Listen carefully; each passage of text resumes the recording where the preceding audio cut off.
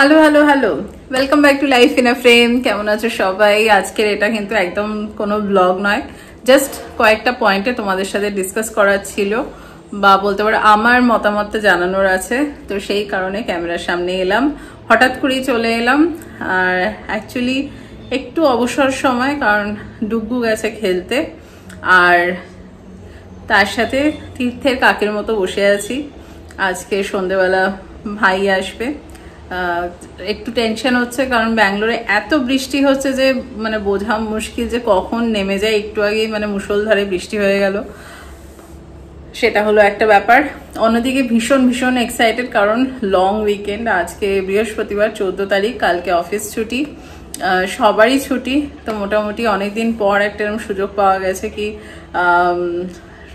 চারিদিকে মোটামুটি সবার ছুটির একটা মেজাজ। হ্যাঁ, তার সাথে অ্যাড অন হচ্ছে ডুগগুড়ো এর মাঝখানে টিউশন অফ আছে, মানে স্কুল তো বন্ধ আছে ঠিক আছে, বাট তার সাথে কয়েকটা টিউশনও বন্ধ আছে, যার জন্য ডুগগুও বেশ রিল্যাক্স, যদিও ওর সামনে হাফ ইয়ারলি এক্সাম গণেশ পুজোর পরেই।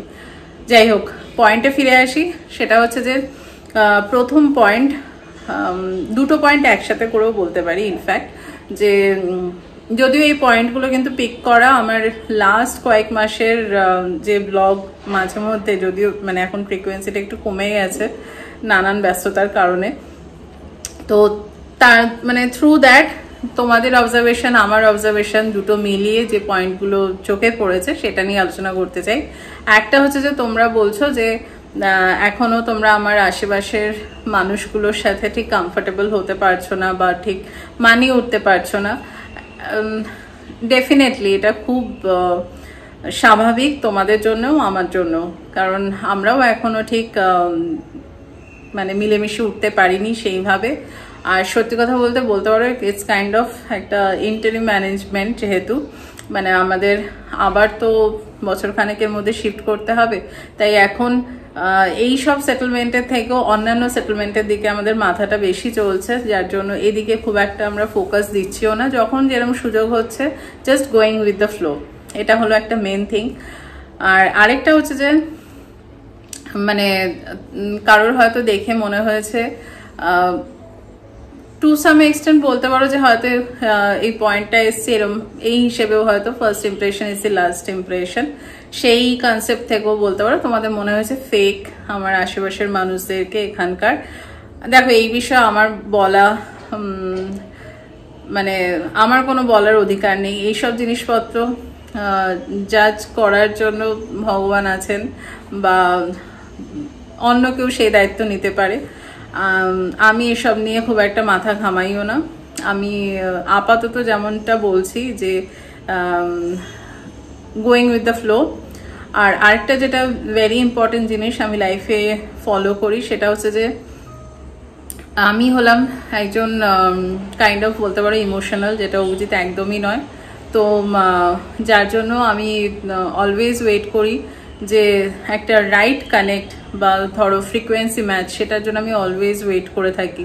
কারণ এটা আমার বিগত বলতে পারো জবের থেকে ম্যাচিওর্ড হয়েছি, বা হয়তো হস্টেল লাইফ থেকেই এগুলো শিখেছি আস্তে আস্তে যত বড় হয়েছি, যে যতক্ষণ না ওই ফ্রিকোয়েন্সি ম্যাচ করবে ততক্ষণ সেই কানেক্ট তৈরি হওয়া, সেটা তোমার মানে বাড়ির কেউ বলো কি রিলেটিভস বলো কি বন্ধু বান্ধব বলো, সব জায়গাতেই এই ফ্রিকোয়েন্সি ব্যাপারটা ভীষণ প্রযোজ্য।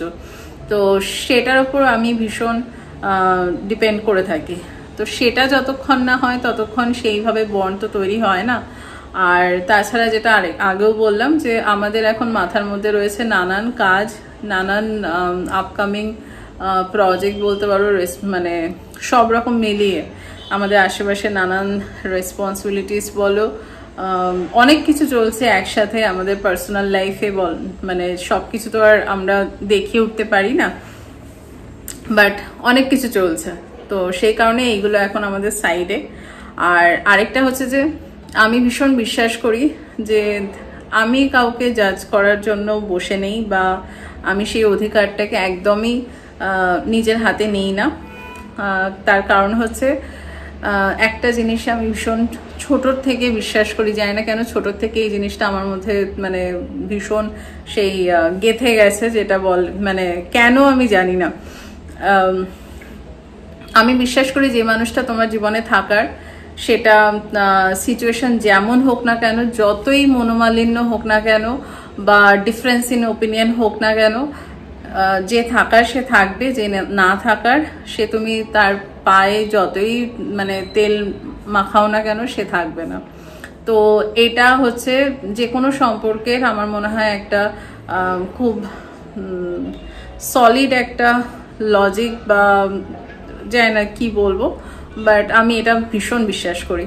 আর যার জন্য আমি এই ব্যাপারটাকে খুব ভালোভাবে ফিলও করি, কারণ আমি দেখেছি আমার ছোটবেলার বন্ধু বান্ধবদের সাথে আর কি এখনো আজকে ধরো মেবি 10 বছর দেখাও হয়নি, বিয়েতেও যেতে পারিনি, বা সেও হয়তো আমার বিয়েতে আসেনি, বাইরে ছিল, হঠাৎ করেই দেখা হয়েছে সেটা। এবং শুধু আমার সাথে না, আমার বাবা মার সাথেও আর কি তাদের এত সুন্দর একটা বন্ডিং যে আজ মানে 10 বছর পরেও বা 15 বছর পরেও যখন দেখা হয়, আমি এই ফিগারগুলো এমনি এমনি বলছি না, আমি সত্যি এগুলো ফেস করেছি। মানে বেশ কয়েকজন আমার বন্ধু রয়েছে যাদের সাথে এটা আমার প্রায়ই হয়ে থাকে।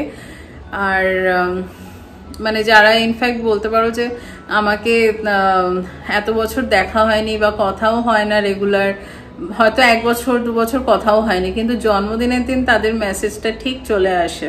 তো এরকম সব বন্ধু আমার রয়েছে। তো আমি এই ধরনের বন্ধুত্বে ভীষণ বিশ্বাস করি।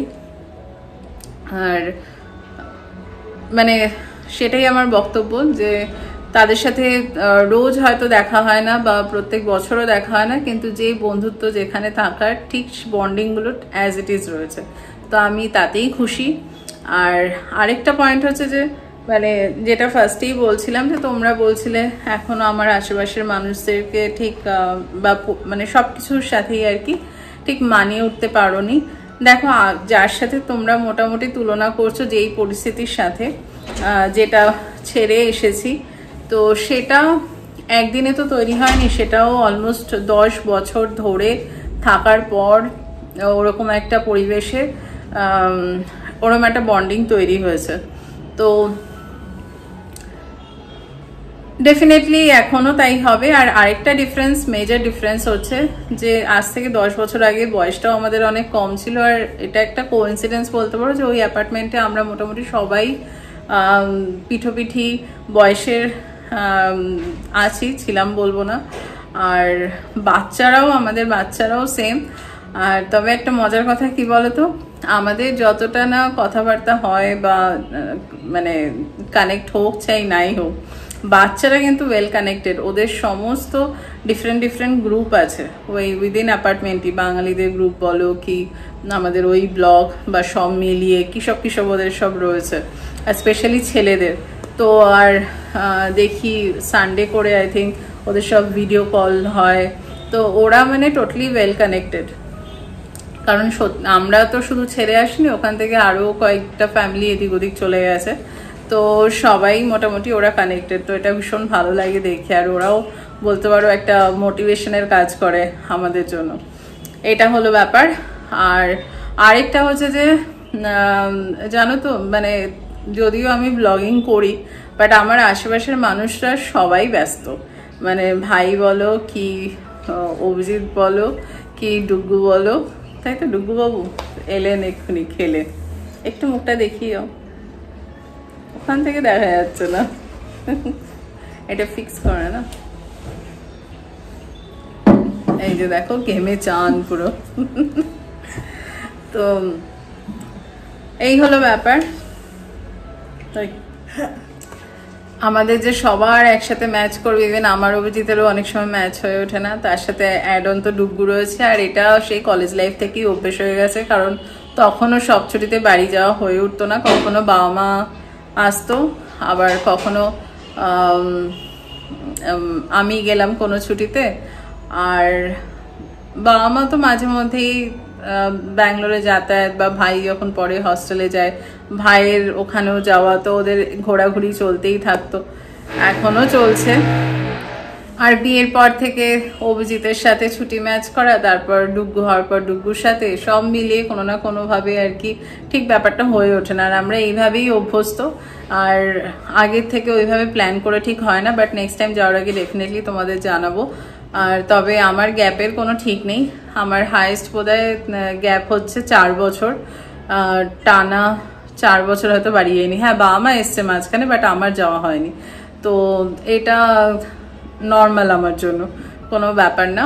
বাট হ্যাঁ, একটা টাইম ছিল যখন হয়তো মাঝে মধ্যে খুব মন খারাপ করতো কলকাতা, মানে আমার বাড়ির থেকেও না কলকাতা শহরে যে পা রাখা, এই ব্যাপারটার সাথে আমার একটা ভীষণ ইমোশনাল কানেক্ট রয়েছে। এটা আমি কাউকে বলে বোঝাতে পারবো না, যারা এরকম ফিল করো তারাই বুঝবে, সবাই হয়তো বুঝবে না। তো সেটা আমার ভীষণ আগে হতো আর কি, যে খুব মিস করতাম যে একটু আর কি ওই হাওড়া স্টেশনে ঢুকবো বা হয়তো একটু গড়িয়াহাটের হাঁটবো, মানে এই ব্যাপারগুলো ভীষণ একটা মানে শপিং খাওয়া দাওয়ার থেকেও মানে সামহাউ মানে খুব একটা সেন্টিমেন্টাল ব্যাপার ছিল এবং আছেও। যাই হোক, সেসব কথা বলে এখন লাভ নেই, যখন যাব ডেফিনেটলি জানিয়ে দেবো, চেষ্টা করব যারা অ্যাভেলেবেল আছো যতটা সম্ভব দেখা করার। আর যদি পসিবল হয় একটা প্ল্যান্ড ওয়েতে ছুটিটা কাটানোর, যেটা আমাদের হয়ে ওঠে না। আমাদের এরকমও আছে হঠাৎ করে মনে হয়েছে কি সেম ডেতে টিকিট কেটে হয়তো বেরিয়ে গেছি, তো সেটা অবিশ্বাস্য কিছু নয়, বাট হ্যাঁ কোথাও একটা মানে কিছু একটা নোটিফিকেশন দিয়ে দেবো, আর গেলে তোমাদের সবার সাথে দেখা হবে। চলো আপাতত এখানেই শেষ করছি, ব্লগ বলবো না, এটা জাস্ট কয়েকটা পয়েন্টে তোমাদের সাথে ডিসকাস করার ছিল। আজকে ভীষণ মনে আনন্দ, খুব এক্সাইটেড, কারণ 3 দিন ছুটি, কালকে 15th অগস্ট, সকালবেলা এখানেও অনেক প্রোগ্রাম আছে, সকাল সকাল উঠে ডেফিনেটলি যাব নিচে।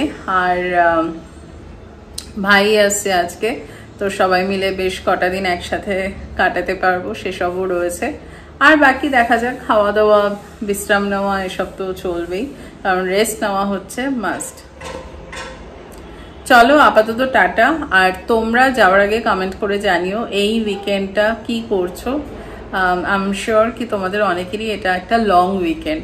আর তাছাড়াও তোমাদের মানে যা যা আলোচনা করলাম থ্রু দ্যাট যদি কোনো ওপিনিয়ন ডিফারেন্স থাকে সেগুলোও জানিও, বা হয়তো আমার মতন যারা ফিল করো বা ভাবো তারাও কমেন্ট করে জানিও। চলো টাটা, খুব ভালো থেকো।